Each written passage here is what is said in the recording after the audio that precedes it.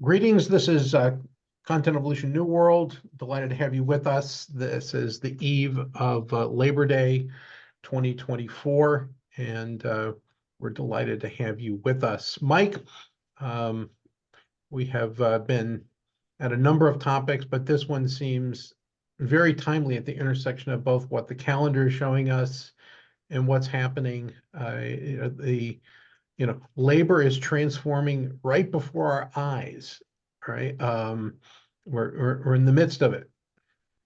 Yeah, I remember when a few years ago, the big discussion of labor was the gig economy.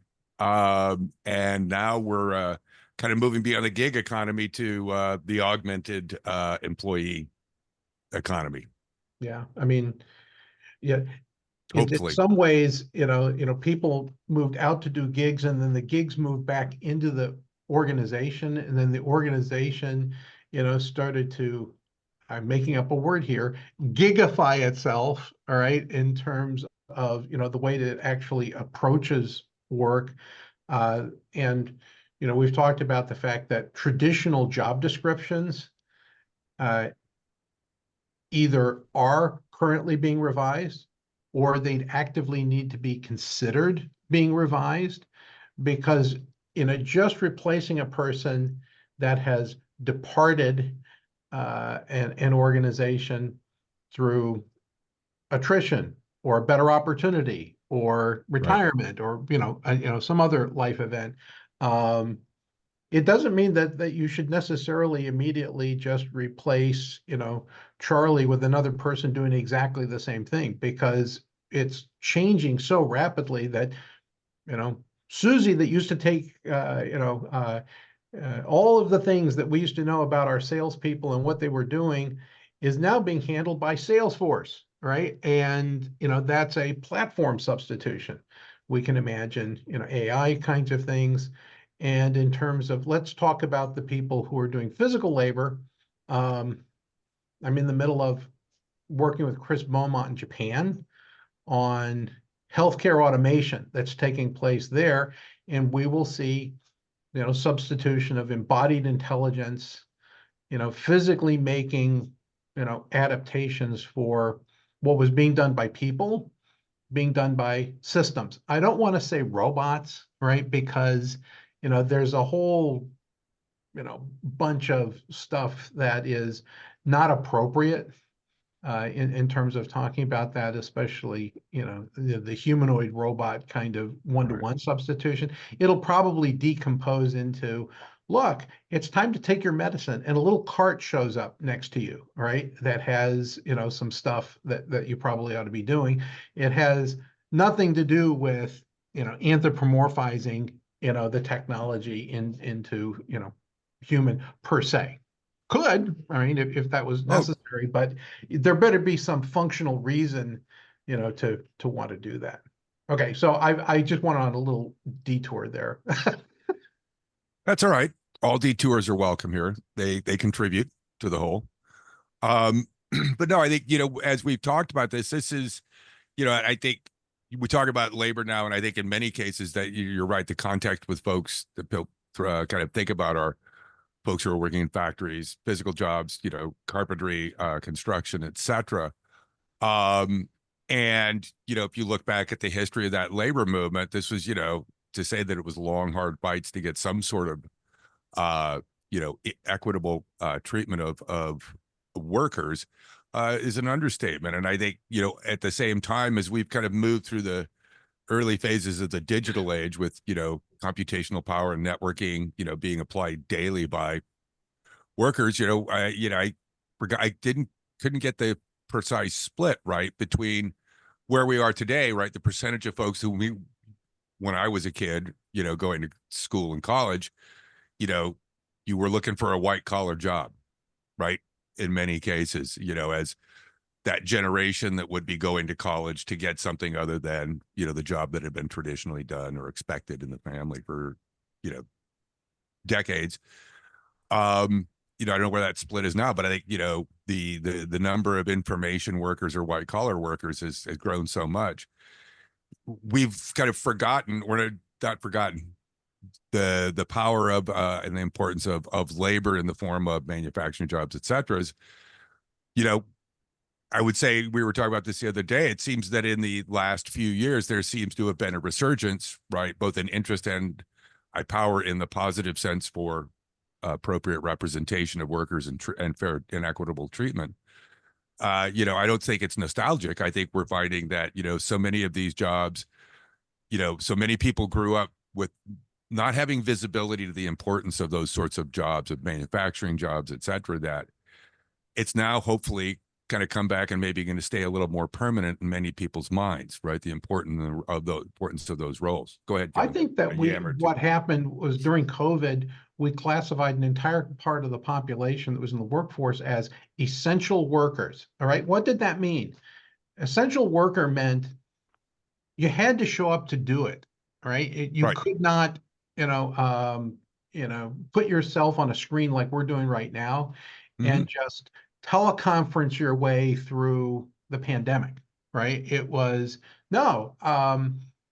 The trash still needs to get picked up. If the plumbing breaks, the plumber still needs to show up at my house, right? And I think that it kind of created an opportunity for people to look at and to see the physicality, which jobs, that, stocking the shelves of the grocery store isn't done by automation yet, right? Right. And, so Well, neither we are were the inventory celebrating those checks. people, right? We Neither are were, the inventory checks, right? Once a month, what do you see in any retail store? People who are hired by the hour to go in and actually literally take inventory of what's on the shelves. oh Even yeah, though we have that's all what, these inventory systems that have been, that are very modern and very accurate, you still got to have somebody going out there and putting the eyes on the boxes on the shelves and hitting the and little keypad to tell you how yeah, many are they there. have, Act Media, what the company that was News Yeah. America Marketing, they had people that were going in and actually um, looking at their brands that they had responsibility for and making sure that the labels were facing, out toward the Right. customer and look good. It was a detailing, kind of exercise. And they showed up to the stores to do that, right? Because they weren't counting on the merchants, right, to be, you know, super attentive on that and to make sure that they were in the right, position that they had bought. Because eye level is the best Right. real estate, right? And high or low is less desirable, costs less, but if you're not in the position you paid for, then you know you would need to do an intervention. So anyway, that's kind of the conversation that we've been in. There's a lot of AI conversations about what that will do to, Well, I think, as you were saying, I think the last 2 years, it was mhm, 2022, right? mhm, November 2022, mhm. when open chat GPT went out. Yeah, it's been out there for about 21 Well, it's months. been out long, but I mean, in terms of the more popular kind of sudden uptake of it, I think in some respects that's maybe why some folks are, paying attention more to, things like, the UAW and how they've been working, negotiating with auto manufacturers. And, the name Sean Payne is now, a fairly well-known name in America, whereas I think 15 years ago it would have been hard to identify any labor leader. The reason I bring that up is I think now more and more with the emergence of Gen AI and the broad availability, I think a lot of people are now realizing, oh geez, it's not just the line workers who could get replaced by robots. It's me too. In my job that I thought was safe, because I have a great white collar job, went to college, etc. I think I'm hopeful people are starting to realize we need to be a little more empathetic and understanding of all the folks in the workforce, no matter what type of label gets put on the job. And that, fair and equitable representation seems to be, one hopes, catching on or becoming more interesting to people than it has been in the last 3 decades. All right. Well, so let's open up to some of the people who have joined our conversation today. Um, who has a thought that they want to lob in on labor as we approach Labor Day? I got one. Go ahead, Jeremy, jump in. I got two, but the one just to reflect on your comment about the gigification of things. As somebody that went from full-time working for a large company to working for myself to possibly wanting to go back work for a large company to make some better ends meet, I definitely am seeing a lot more tentativeness in terms of hiring, particularly when people find out that you have a certain skill set. They want to treat you as a contractor rather than as a full-blown employee. And at least in my own self-selected group of people that I'm interacting with, I'm seeing that quite a bit, where there's work out there, but they don't want to commit to doing the W-9, bringing you on. They want to just kind of give you piecemeal work over time. The other thing is that, and I just posted something on a LinkedIn group about this. It's very frustrating to hear and see these articles about companies saying that they're having trouble finding workers. I don't know where they're looking. And I think it's across all different sectors. But again, within the self-selected group of people I know, some folks that either got laid off or have changed careers, there's a tremendous pool of talent out there. I just think that the way that they're trying to find that talent is not effective. And I think there's some room for improvement there. Okay, so a couple of observations. I'm going to take it in reverse order.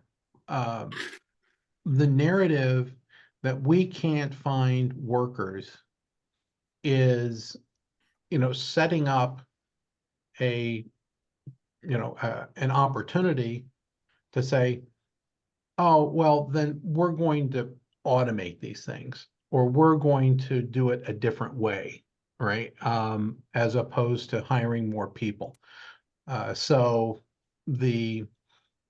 I'm not saying that in a mean-spirited way, but when they say we can't find exactly what we're looking for, then it says, so what are you going to do about that, right? And if you're a publicly traded company, it's like, well, we're not going to do that work.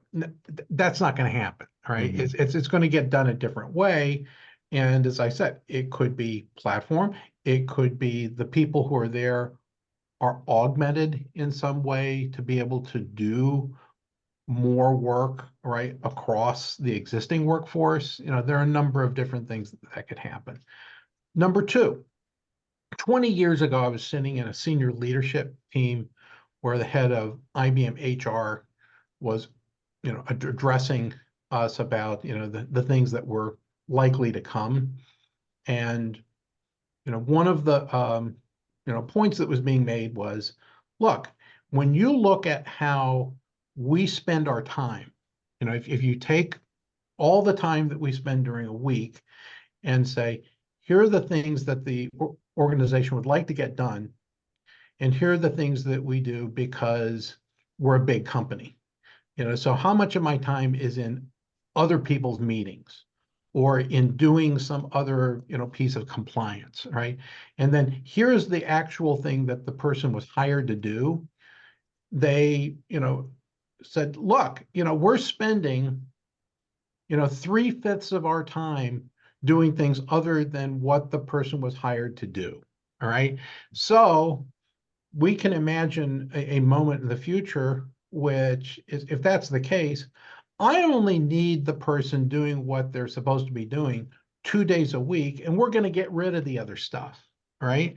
And since there isn't more work, right, maybe I only need to employ Jeremy 2 days a week, right? Mhm.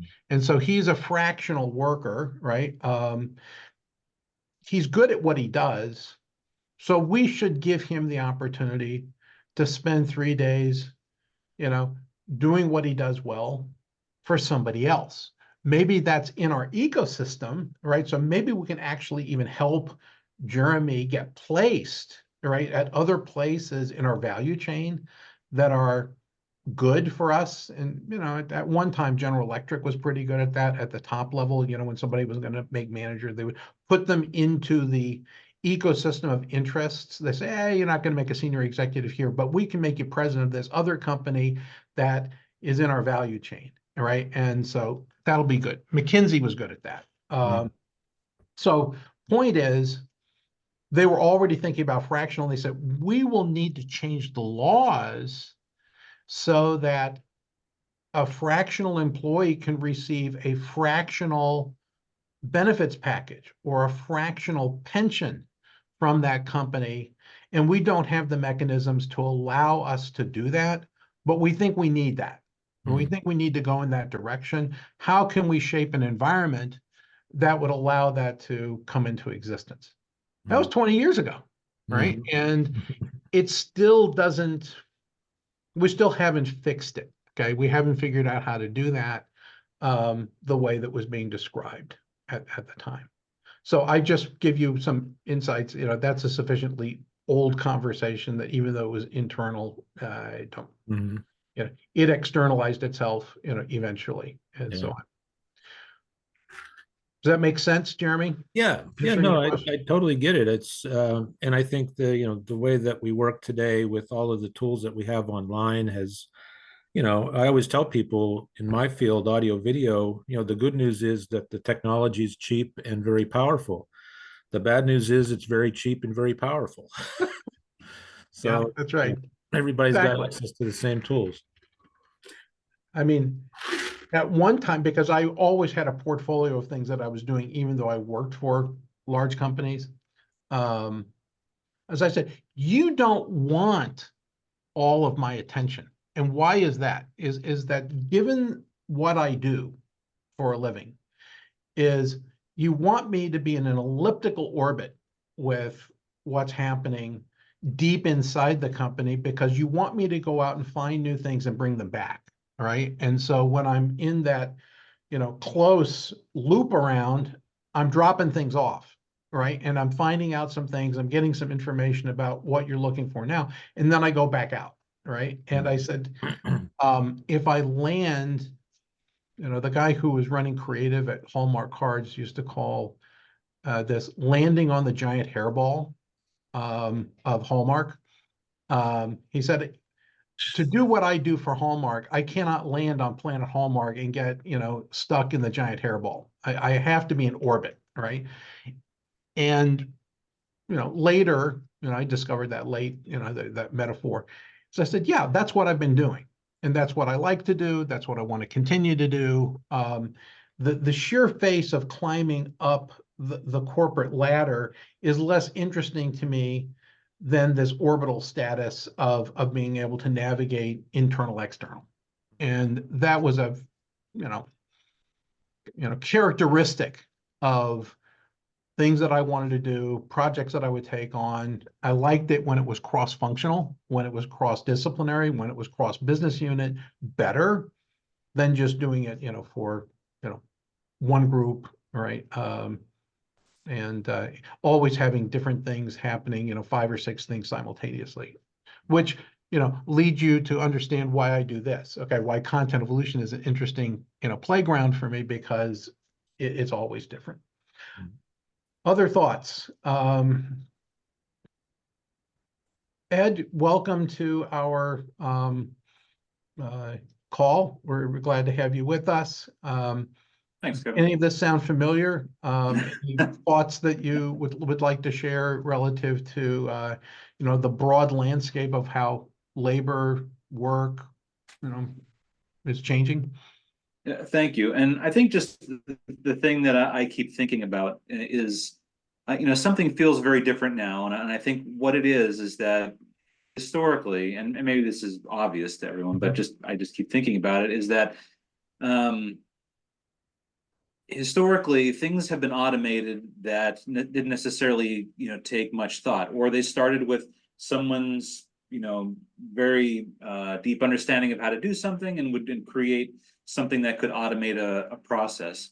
What feels very different now is that in the past, you didn't necessarily have anything that could aggregate insights to form a perspective on things. And I remember there was someone, you know, in previous organization who used to say, you know, you can't outsource understanding. But it seems like that's what, you know, we're trying to do with AI type tools, is outsource understanding. And then it appears like we know what we're talking about if we just regurgitate what we see there. But then when it comes to actually, you know, either, you know, testing that to see, is it good, is it true, and then how do you, you know, take that insight that you may have gotten from an AI tool and applying it at a business. And that I've been thinking lately about what are the implications, you know, of that, because that seems very different from what's been automated in the past. At the end of you know, the analysis is that labor, the way that we think about this is, how do you come together as a team, as an organization, all the way down to a unit of one? You know, if you're a, you know, solo practitioner, is how do you organize to get things done? That's what this is all about, is, you know, how do you accomplish things? And is that orchestrated in a way that is different than the way that we thought about it at the turn of the century? For those people who are involved in education, you have heard, you know, versions of the rant that education was designed to move people from an agrarian existence into the new organizations that we had created, some of which, like, you know, GE replicates the Catholic Church and its, you know, structure to create a modern corporate, you know, hey, look, staff functions, line management, you know, delegation, you know, so on and so forth. By the way, the Catholics are relatively flat to, you know, the degree to, you know, which we've, you know, made it even, you know, more pyramidal, but, you know, that and factories, right? And our schools reflect what we wanted out of a workforce at the turn of the century, right? And has it changed a lot? No, not really.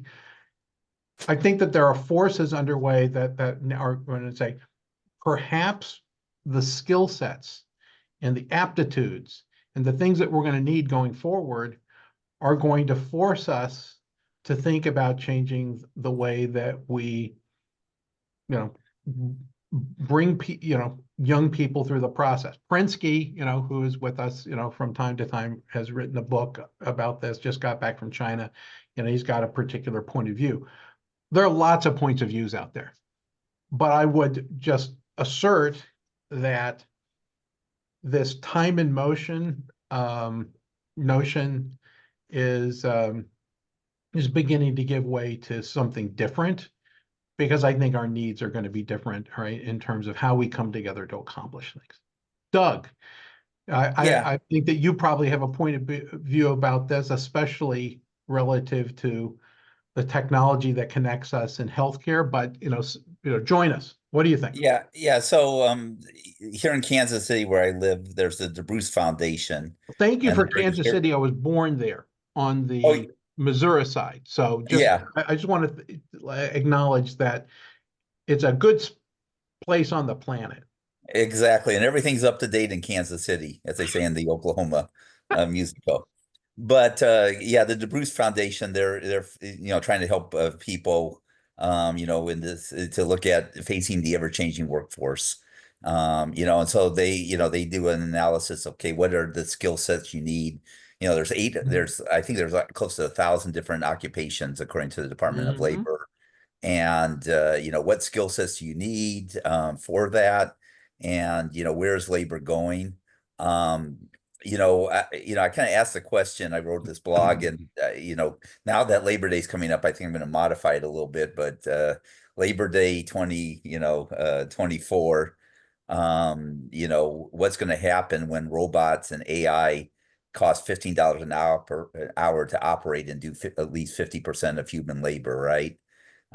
What does it mean to having, you know, finding a job, having a job, and so forth. You know, and I wrote, you know, when will there be 1 billion and when will there be 10 billion robots on our planet, right? And you know, what I kind of was thinking about is in 2004, you know, if I would have said there will be 1 billion smartphones on the planet, you know, and when do you think that's going to happen? And you know, now today, you know, in 2024, you know, there's predictions like when will we have 1 billion robots? You know, Elon Musk is talking about 10 billion robots, right?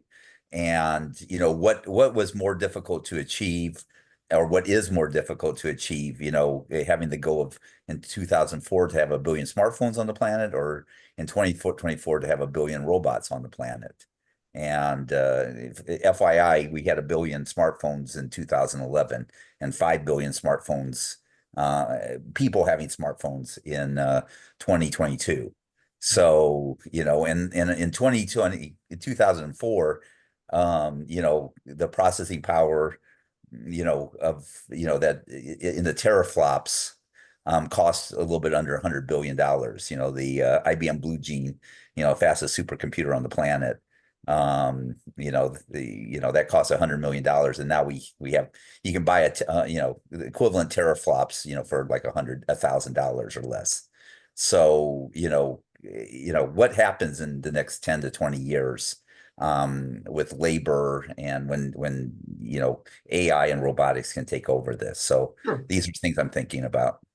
I mean, the reason that the labor movement, the way that we would understand it in the United States, came into existence, right, and resulted in organization of people in guild-like structures. You know, we can call them unions, we can call them whatever, but it was because people were actually getting hurt on the job, right? That Right. you know, limbs were getting lost, eyes were getting poked out, you know, hearing was, you know, lost, blah blah blah, right? Yeah. And I don't want to, you know, downplay that. I think that we're well past, right, that safety, you know, piece. However, there are still opportunities for improvement. I, you know, recently saw some work that was done by Joachim Wirtz, who will actually be with us, right, in the middle of September. We'll have a different time, you know, for Joachim to join us from Singapore. But he was showing, you know, automation in restaurants. You know, probably, you know, you've seen humanoid robot delivering food to table. Less interesting, actually, from a safety standpoint, than the fryolator in the back, you know, that can do fried foods, French fries, tater tots, you know, McNuggets, you know, whatever, all right? And, you know, the most dangerous moment is when you drop something that came from the freezer directly into the hot grease. All right. That's when it splatters the most. Well, why is a human being doing that? Why aren't you, you know, why don't you load the basket and then let the robot, you know, system drop it into the grease? Walk away from it. All right. Or, you know, he's showing systems, you know, where the portion can be dropped in from above, you know, you fry it, it moves it out, puts it into a, you know, drains it, puts it into a basket, you know, all those things. But the moment, that one moment, which is dropping it into hot grease, you know, that's a huge improvement that will, you know, get rid of a lot of grease burns that take place for people who work in those kinds of, you know, shops. All the other pieces are interesting, but that would be, you know, an improvement that improves safety, and that's always to be welcomed, in my humble opinion. I don't see a lot of AI that's necessary, you know, for a motor, you know, to move something from an up position into a down position, but the rest of it that we were talking about does require, you know, some optical and other, you know, kinds of systems intelligence. Some of it's RPA as opposed to AI, but robotic process automation is fine, right? Certain level. Schneider, what are you seeing, my friend? Glad to have you with us. You have a different perspective. Where are you today? Are you down in South America? Yes, so I'm in Bogota at the moment. I will be living to New York during the weekend, and I will be in New York for a time, and then in San Francisco. around 10 of September. So if anybody's around, would be cool just to go for a coffee or a catch up, right? So yeah, I think all of the like my perspective is just coming just to bring a different point of view or a different perspective on the term on the labor side. And I remember that back in January when you have all these reports of right like the future of labor, the future of work or employability. I remember one of the reports regarding the future of employability. So it's more on the perspective of the one who is hiring, right? Like different people and that is looking constantly to recruit and to retain the employees.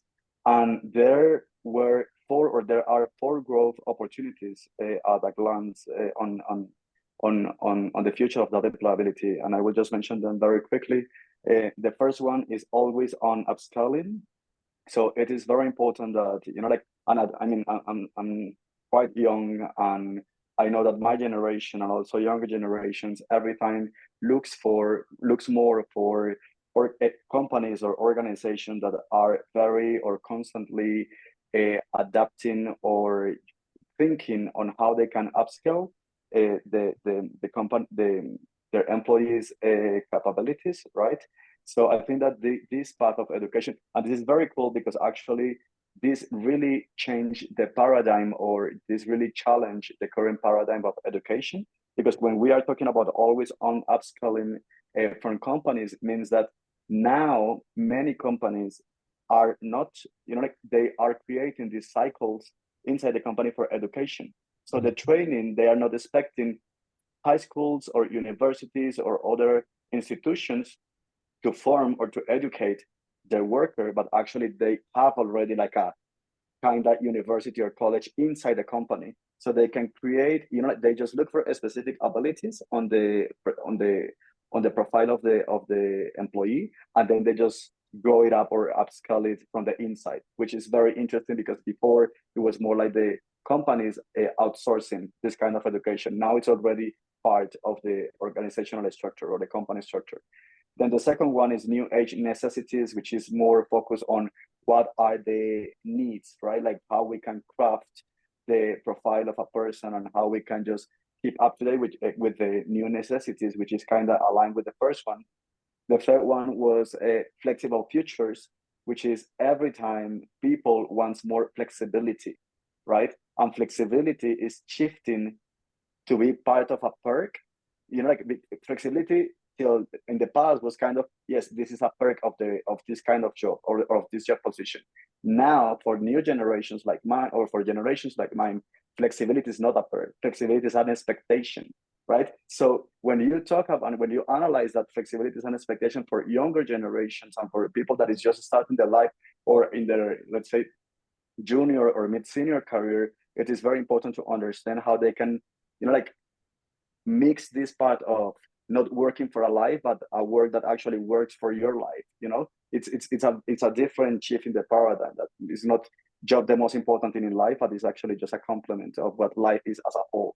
And the last one was managing turbulence, which is there are many from climate change to AI to aging populations to whatever it is. There are many turbulences in terms of in just in the everyday, right, in the day by day of a company, is basically how organizations or companies or corporations just make sure that they have the systems in place so they can cope or they can like win this battle basically, and how the employees feel safe on that strategy behind managing turbulence. So yeah, just wanted to leave those comments regarding on how, from a corporate perspective, you usually see it or how, let's say, what are the growth opportunities in a glance. Thank you. 100%. And the narrative that you're giving us is 100% consistent with what I hear from other people who are just now entering the workforce in terms of expectations. And I'm not sure that the employers have, going back to the very beginning of our conversation, have done enough work to modify position descriptions to reflect, the full attractive capacity that's necessary for the employer to get top talent, right? There's those, kind of beating their chest and saying, "Oh, we're a great company, and you're going to want to work for us," right? And the fact is, maybe yes, maybe no, depending on what are you actually offering now, right? And there's some examination of what's on the table. That's a little frustrating for some of the older folks who are going through this. By the way, every person that goes into, from my point of view, who's in the recruiting part of human resources is pretty gregarious by nature, right? I mean, they're not just systems analysts, looking at resumes, they People like, person. getting to the last stage of actually talking to somebody and interviewing them. And so many of the people they're interviewing have learned autism because they've spent their lives, with their face in front of this thing, right? And we have really talented folks, but how good are they at actually interviewing or making eye contact or doing the kinds of things that are necessary to get past that gatekeeper?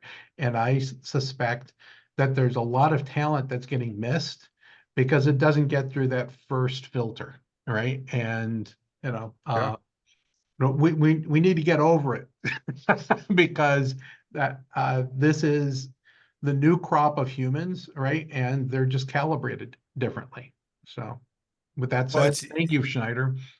Yeah, well, Mike, it's as Schneider was talking, and talking about kind of the new set of kind of expectations that young workers have, which I think is spot on, and wished I had been that mature when I was a young worker out of college.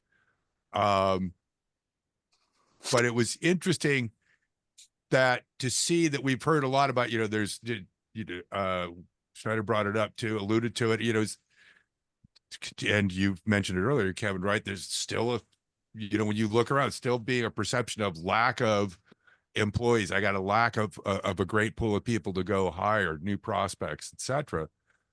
It's interesting out here. I think I mentioned this to you in one of our conversations, Kevin, a while ago. Every Sunday, the San Francisco Chronicle publishes its big Sunday newspaper, which, as we know, Sunday newspapers aren't what they used to be. But at least 8 full pages of the local news section are classified ads for software engineers, project managers, etc. And I was sitting there thinking, wait a minute, are the people you're trying to hire actually bothering with the physical Sunday newspaper on Sunday morning? I don't know. Maybe they do. Maybe it's maybe it's a coffee shop tradition now that's come back, that on Sunday mornings you grab the Sunday paper and go to and I have a nice breakfast. I don't know. But I found that odd that we're talking about this. Or maybe this is rather a manifestation of the shortages.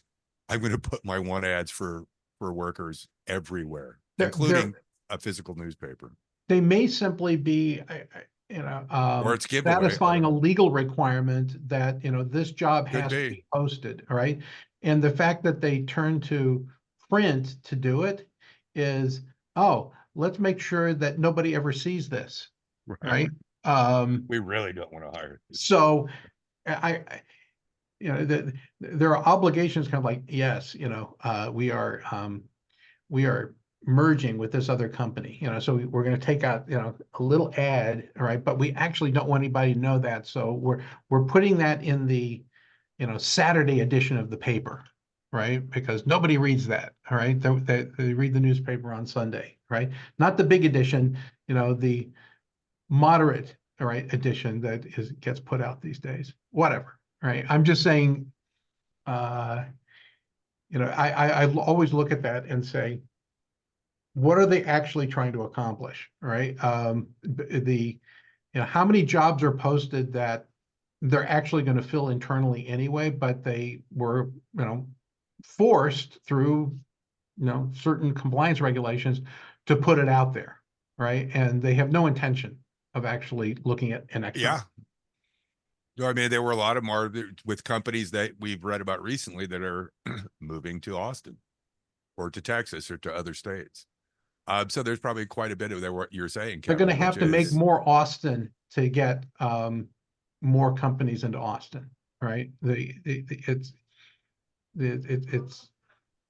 getting or they're going to have to do like Charlotte did, which is, there's no Mecklenburg County left, right? Because the city of Charlotte has expanded to, the full county footprint of Mecklenburg. So they're the same now, right? There's no more land annex. I suspect that Austin, whatever county it's part of, will eventually, be all Austin, right? Growing pretty fast. I think I might know this, but I think it might be Travis County, but I don't know. betray it. Anyhow, I know that Las Vegas is in Clark County. I wonder why I would know that. no, pretty soon, yeah. Charlotte's now like San Francisco, right? City and county of. Yeah. Omid, you're with us. Glad to have you with us, my friend. What's going on? What do you think? He might be away from his camera. Did your hand go up, Schneider? Do you want to add something? I think Yeah, he you was want- taking off. Yeah, I just wanted to add let's say like one more point when thinking on this conversation of labor, and it's from a different perspective, and now it's more like from the employee perspective, and it's I think that, and it's on the point of kind of diversity, equity, and also and belonging. When you are right in a company, and it's this part of diversity. I think that at first we looked at diversity through like the lens of thinking only on gender and race, right? That's how traditionally it has been, that term has been, let's say, like defined or understood. But now I think that everybody, and not only employees, but also companies, are starting to understand the value of diverse perspective, of experiences, of skill sets, as a critical drivers of innovation and problem solving. That means that now the perception of diversity is not only, okay, where are you from? Are you Latino? Are you Hispano? Are you, Asian, whatever? But it's, like, it's, for me, it's very fascinating when we start thinking on what is the diversity on skill sets, right, and how, like, we start to understand that even if we have, like a person that is more introvert or extrovert, and that is more rational, so it's more in mathematical, and then other that is more creative, like how all of that come together in a team, and it's well managed, like by I don't know, an HR team or whatever, who is just managing the talent strategy and understand how to get the best productivity out of this, like mixture of different of diversity in people and in talent. So I think that that's just something to share as well, of how fascinating it is from the point of view of labor, and from a point of view of also the experience of a person inside a company or organization. We used to have a function for our products at IBM that was called reliability, availability, and serviceability, or RAS. Okay, and so you would have to pre-qualify, something before it went into the market about whether it could meet those three criteria. Would it not break as often? Did it have high availability for the customer in terms of what they wanted to do? And could you service it, right? As opposed to, and interesting that there are laws now that came into the books for farmers, for the most part, for people in agriculture, for right of repair, right? That, that the John Deere and the International Harvester and the Massey Ferguson, all those other things had become so, electronic, and, that they weren't serviceable, on the farm by the farmer. And some of the earlier stuff, you could do all the things that you needed to do, yourself. You'd order a part, you put it in yourself. And they said, we want you to go back and make the things that we're buying serviceable, right? At the, level where, the owner, lives. And it's interesting. I think that from a design point of view, relative to labor, is we need to have more things designed so that they can be serviced by the owner, whether it's your mobile phone or your car or your home, I could think of making, an HVAC system much more modular so that I could actually replace things on my own without having to call a technician. So anyway, that's a design problem, right? Is that, they're not thinking about designing it for end user serviceability. They're thinking about the current infrastructure of, labor. I don't think I want to install it myself, but I think I would be interested in servicing the system, more on my own. And so that has to go into how do you engineer it, how do you service it, and can you make some of that supply chain available for the, person that bought it. Suzanne, your hand is up. Come on in. Yeah. Well, just to add on to what Schneider was discussing prior to his last comment about flexibility, and this keeps bringing me back to the people-centered economy book that Vince Cerf wrote. I read that repeatedly, and I think it's so important to achieve the strategic mindset, using a strategic mindset approach where we match abilities to best manage the agilities. And I think it's important that we find out our own strengths, what we're really good at. And there are a lot of things on the internet about it, the MMPI and how to self-assess, but the merging of both professional and personal assessments, both from the employer side to the employee side, and establishing, creating our life's purpose. And I don't know, the book is my Bible, really. It reminds me, that definitely squashes shame for being different, but I love it. The cool abilities. If Anyway. I could just make one notation, is that the people-centered economy was actually authored by David Nordfors. Okay. Well, yeah, and you're right. Vint, clearly endorsed it as part of I4J on the cover, but David wrote it. So I always like to get the author in. For sure. I didn't mean, Vint put a lot of his personal, he wrote a section about his personal, yeah. Oh, I know. And David doesn't have the same, I wouldn't call it syndrome, but the same, the same name recognition. Yeah, sorry about I like that. to give him credit, right? That's all. Right. Okay. And awesome. I think that the people-centeredness is a very good notional idea about a similar idea that I like to talk about, which is going to work and being fully human, right? Which is that a lot of times we go up to the building and we go through whatever authentication, swipe the badge, retina scan, whatever it is that lets you in. And then when we walk through the threshold, we become somebody else because this is the person I need to be on the job, right? And people that know you and your family and your friends wouldn't know the person that you are at work because you kind of transform, right? And I think that is, a bunch of crap, okay? That it's depriving the employer of, your full capabilities, right? And you're depriving yourself of being, who you are, because you're going into some, situationally managed self. So I think that's what we need to be able to be more fully human and have workplaces that allow that to take place. So that's one. But this human centricity notion has to give way to the larger landscape in which humans exist. All right. So we talk about human-centered design.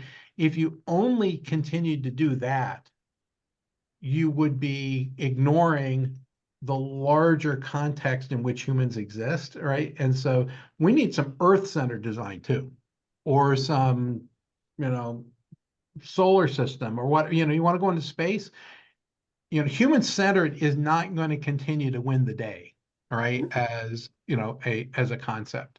So we need to be able to expand it to, it's part of a holonic system where I get it, but it also has other contexts. So I just throw that out there for fun. Kyle, thanks for being with us, buddy. What's going on today? What are you thinking about labor?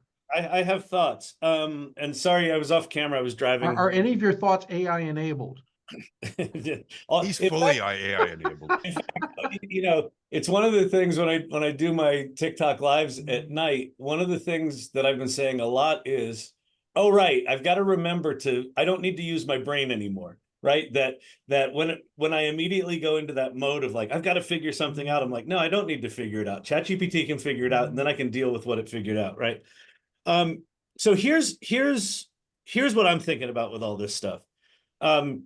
We are probably within a month, maybe 3 on the outside of OpenAI releasing a new model that has reasoning. So large language models are going to get dramatically more capable over the next 6 months, like dramatically capable. Mm-hmm. And I think that one of the cliches that I hear all the time is, is the AI going to replace the job? Is it going to replace the people? And I think it's going to be much more nuanced than that and much more profound. I think what's going to happen is individuals and companies are not going to be able to predict which tasks get automated out and commoditized first. Mm-hmm. So what that means to me, and this sort of ties into our article about, the rise of the agile human and rise of the agile organization. I feel like individuals and companies are going to have to pay much closer attention. Like, you can't just go into autopilot and say, okay, this job, project management, has all of the following tasks, so I need a person that can do all those tasks. Well, if 30% of those tasks are now automated, maybe you need people that have different skill sets, right? Maybe you need people that have T-shaped skills where they're deep in one area but can think, strategically or horizontally. So I think that there's a chaos coming, just in the unpredictability of which tasks get commoditized first. And I think how companies and individuals deal with that, they're going to have to just pay attention and be increasingly nimble. And those employees that can surf those changes are going to be your most valuable employees. And those that are stuck in how they did things are going to be increasingly in the way of you surviving whatever changes are coming. Well, Kyle, don't you think, as somebody who's built a couple of companies, isn't it true that probably one of the better signs of success or good high potential in employee is not that they're willing to like follow any rule right out the window and out, down to the street, so to speak, but you can give them a task and they'll say, well, I've not done that before, but if you'll show me, I'll try it. Right? That ability to adapt. I still think, and I don't know how it's ever been codified, how that skill is, or that the lesson I learned on that, Mike, is when I started agency.com, I really only valued and assumed everyone was entrepreneurial, right? Like, I assumed that everyone, like, I want to be a problem solver. I want to do this. I want to do that. And we grew to a point at which that I learned that there are people out there that don't want to act like that. They just want to be given a set of tasks and they want to do their job. And there's a point at which the company needs that. And I think that area is going to be disrupted the most. Those areas of repetitive kind of low-level task work, that feels like the stuff that's most quickly going to be annihilated by AI. And so I think it's going to force employees that maybe didn't want to be as entrepreneurial and as adaptive to be that way. And then those that are entrepreneurial and adaptive are going to dramatically increase in value for the organization, is how I'm. this is a very simplistic model that I'm going to give you of my former employer, right? Which, by the way, I'm trying to get a special call set up with Mike to talk about the implications of IBM shutting down its research lab in China, all right? Which is an interesting development, but we're not going to talk about that now. The former stack of capabilities used to be this. We have a consulting organization, an advisory group, and we'll help you think about it, all right? And then if we thought about it long enough, right, and you want to move forward, we have a group of people who will do it for you, right? And so and if we do that long enough and we understand how to do it well enough, oh, we can probably translate that into code, okay? And so, the code, can do what the people were doing.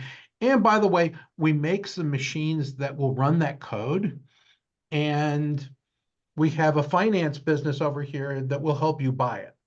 That was the whole business, right? I mean, I'm oversimplifying, but it was think, do, code, run, right? As a business model, it generated, $100 billion of revenue a year, all right? Good, all right?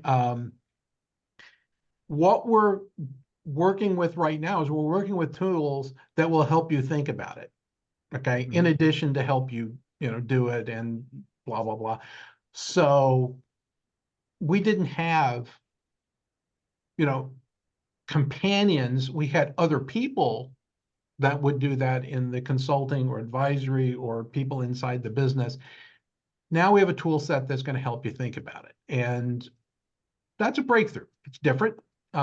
We're just figuring out how to harness it and how to, work with it in a way that doesn't feel like, it's going to replace me. You're going to have to think about it in terms of augmentation if you want to continue to interact. For those who don't want to, there will be other issues that we're going to have to associate with, what will their contribution be? How will they labor in the future as we celebrate Labor Days in the future? I don't know.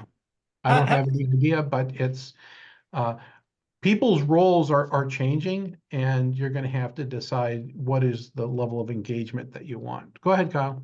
How do you square the circle if entire categories of jobs just get transformed? Well, to start with, I never square circles. Okay. But it's what is a job and what is employment, I think is right potentially on the table for redefinition. Before you joined, one of the things that we talked about was that this whole idea of a gig economy has been internalized into organizations and enterprises, and you've got gig economies running inside of organizations. Yeah. So it's fascinating, because that used to be an external phenomenon, and now it's been brought in. All right, we have gig workers inside of organizations, and what are the implications for that creating a different kind of flexibility, which is what Schneider was talking about. Hey guys, I'm here for the after party. Did you guys save the world? We did. We welcome you back from China, and we're about to sign off, Mark. But if you want to give us 60 seconds on how your trip went, then we'll close up today. Well, thank you. My sleep patterns are obviously a bit off, but it went better than I expected. These were all academics in China, in Beijing, and I spent some time with the young people, and they were all very interested in my message. It was very interesting to me because all the presentations except mine were literally text on screen, generally Chinese text, which took up the whole screen. And I gave a presentation which was all pictures and all big words. So it was well received, and they're pretty up to date in terms of catching up, but their system is so geared to compliance and testing Mhm. that it is really it's crazy. And Oh. I came across a very good book which I recommend to everybody called Young China, and it's by a guy named Zach Dickwald. I'm not sure how you pronounce his last name. I'll put it. I can't put it in the chat, but anyway, it's Young China. I highly recommend it. I wish I had read it even earlier before I went, but it was a better trip than I expected. It was more modern than I had expected in Beijing. The hotel was 2 years old and was great, and the people were from all over the world and very good. The And Beijing Olympics did a lot to change the way that Beijing presents itself. absolutely, absolutely. And So, yeah, yeah, so we're glad that you had a good trip. You'll have to unpack some more of it. I see that you're posting on social media, so we'll look forward to reading that. Mike, you've got the final word on our topic. On what was the topic? Just tell me what the topic was. the topic we were discussing labor on the eve of Labor Day. Okay, Perfect. and the changes, how we expect things to be changing. Mike, final word, my friend. Well, I was just going to say, I think near the end there, the thought that occurred to me when Kyle was talking about some of the, what about when these wholesale things change, right? Some of the simplistic answers I've heard Kyle does questions like that, or well, it'll be universal basic income, which I think maybe we would agree, maybe not. That could be another discussion in the future. Seems like a false promise, right? I mean, because a big part of what makes work for humans is agency, right? Kyle, some folks just want to kind of have those set of tasks or jobs they do over and over again, but it does give them fulfillment, right? They feel like, well, in exchange for the money, I've done something of value. Absolutely. That's a big part of agency. And I think that's the thing we're overlooking. And I think there's lots of stuff in companies that you could maybe automate with AI, but maybe you shouldn't, because will have other effects, not just to society, but actually to your company, right? So that's my last thought. And I'd say, let's, hoist a glass to all the workers out there, white collar, blue collar, whatever. Because where we are is in large part, where we are now in large part due to what they did. Absolutely. And thanks to everyone who is, supporting us. We are interconnected. We're interdependent, and we celebrate that here on Labor Day. Enjoy yours, and we'll talk again in September. And all the See everybody. do be intentional. Cheers.